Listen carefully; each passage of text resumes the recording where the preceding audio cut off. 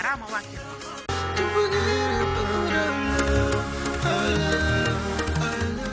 I have everything I need for this meal: vegetables and my trusted moji chicken. Wow, I can see you have taken a strong liking to this moji chicken. Why not? I have a complete trust in the moji chicken. Really? And why is that? The moji chicken is from a reliable source, grown here by local farmers, guaranteeing better health concerns, creating job opportunity in the community. Eating what you grow is always best, and the taste remains second to none, like you already know. The moji chicken is truly a trusted choice. I'll say with moji, you eat responsibly.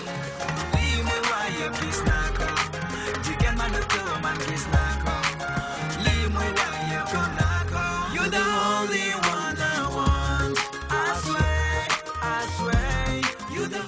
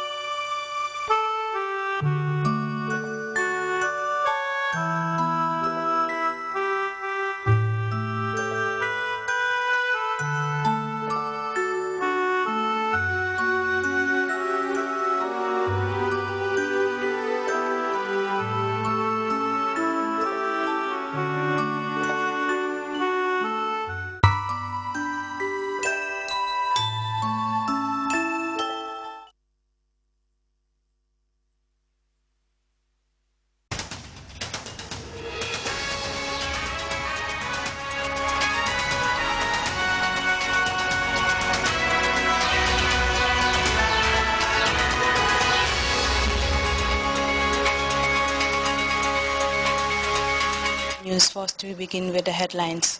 President Jammeh joins hundreds of Muslims at the King Fahd Mosque for congregational prayers, marking the end of the holy month of Ramadan. The Horticultural Technical Services Unit and the FAO distribute vegetable seeds worth over $3 million plus 80 metric tons of compound fertilizer to farmers in rural Gambia. The Russian government and right groups clash over a law perceived to be discriminatory against gays and lesbians. And the authorities in China nabbed a doctor for allegedly filling his pocket, trading stolen babies to human trafficking networks. These and other stories come here this hour. I am Esatumane.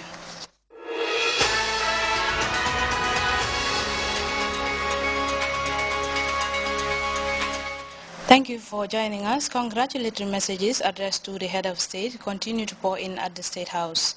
The one sent by Higher Education Minister Dr. Mamadou Tangara reads, Your Excellency, as we observe the 19th anniversary of the July 22nd Revolution, we at the Ministry of Higher Education, Research, Science and Technology, and all those within the higher education sector take profound delight in felicitating you, your family and the nation at large on the historic event.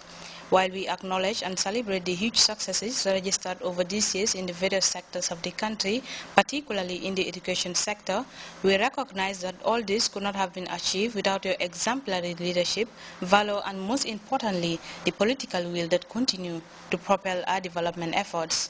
We pray for your good health, Allah's guidance and protection to enable you continue to steer the nation to a superpower status in accordance with your vision and the country's national development blueprints. Your Excellency, please allow me once again to reassure you of an unflinching loyalty to you and an unshakable commitment to working with you. May the Almighty Allah continue to shower His divine grace and rich blessings on our dear motherland as we devote ourselves selflessly to serving Him and humanity, especially the people of the Gambia. The President, His Excellency Sheikh Professor Alhaji Dr. Yahya Jammeh, Thursday attended congregational prayers marking the end of the holy month of Ramadan at the King Fahad Mosque in Banjul. The ceremony, led by the Imam Ratib of Banjul, Alhaji Choron Aliu Maska, was also graced by hundreds of worshippers from around the greater Banjul area. Abdunjai reports the Committee of Banjul Muslim Elders paid a courtesy call on the Gambian leader at State House immediately after the Eid prayers. Muslims around the country have joined others around the world in prayers marking the end of the Ramadan. The ceremony, officially led in Banjul by the Imam Ratib Alhaji Choron Aliu Maska, has successfully brought an end to 29 days of total submission in Islam's holiest calendar.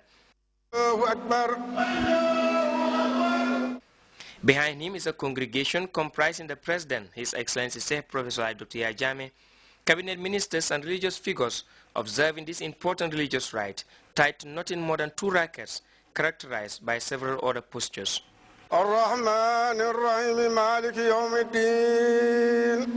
These were soon followed by a sermon postulating a religious uprightness, the perfection of our practice as Muslims, and to heed the warnings of Allah.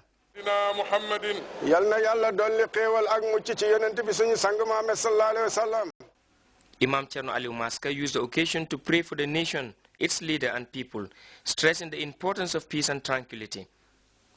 The congregation dispersed, with the President still drawing the crowd.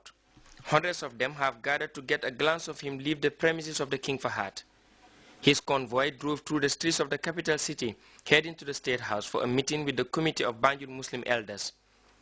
There's a lot of history to this meeting, crafted by the colonial government, which for years served as the only effective medium of communication with the Muslim community then in Banjul. But the meeting, according to the veteran broadcaster Alhaji Mansour Njai, has improved over time, especially under President Jammeh, allowing religious leaders greater time and space to discuss issues of concern.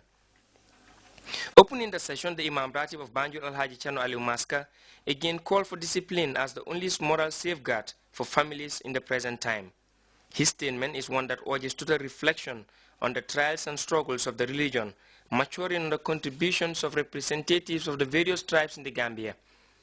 The President of the Supreme Islamic Council, Alhaji Modou Lamin Touré, appealed for a constant monitoring of behaviors that contravene Islam, whilst the Emir of the Ahmadiyya Muslim Jamaat, Baba Trawole, pleaded with the President to use his prerogative of mercy to effect the release of some deserving inmates in honor of the occasion. His plea aroused strong support from within Cabinet, with the Minister of Higher Education, Research, Science and Technology, Dr. Mamadou Tangara, and that of Lands and Regional Administration, Mamadou Akibayo, back in this emotional moment. This was met with a rational explanation, with the Gambian leader referring to the case of Dr. Njoguba and Lamin Jobate, arguing the two will have to face the full force of the law. He said he could not remember the number of times he had to warn the two, and their refusal to learn from the bruises he had with them. President Jammeh explained he resorts to the courts to prove his evidence, and that he is sacked for a reason, and that it is the role of the elders to rein in culprits when they realize the person is going against the law. He expanded on the use of his prerogative right to inform the gathering that he will approve the release of the 19 inmates listed once the committee, comprising the Ministry of the Interior and the Attorney General Chambers, formally present him their names. The Gambian leader went on with an address revolving around discipline, religious tolerance, marriage, and the interpretation of Islam to appeal for unity in the Islamic world, describing the current problems Muslims are faced with as disturbing. He tasked the Supreme Islamic Council to embark on a sensitization campaign to draw attention to the mistreatment of women in marriages and to apply logic to sensitive issues such as the sighting of the moon, saying technology has made communication easier. Speaking earlier, the Vice President, Her Excellency Ayat Dr. Aissatou Njie Saidi, delved deep into the complex issue of forgiveness and who deserve to be forgiven to justify the challenge President Jammeh may confront in applying the instrument.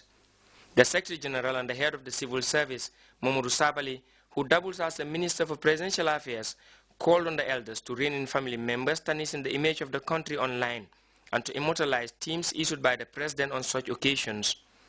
The Minister of Fisheries, Mas Aksigai, touched on the history behind the schedule and its effectiveness in bridging the gap between the executive and the religious leaders, The session was